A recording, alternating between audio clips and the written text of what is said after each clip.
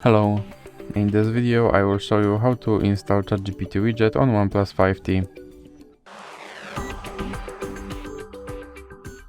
So you have to start with opening your Google Play Store, then click on search bar and type in Wally AI and click search.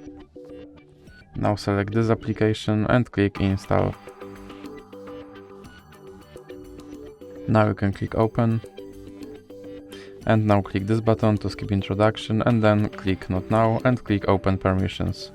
Now you have to click here to allow this app to display over other apps and then click back.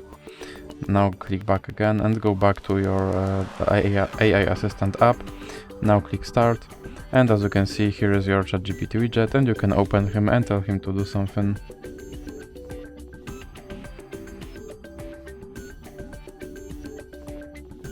And as you can see, he responded. And to remove him from your screen, just drag him into the X icon in the middle. So that's it for this video. If you liked it, please remember to leave like and subscribe.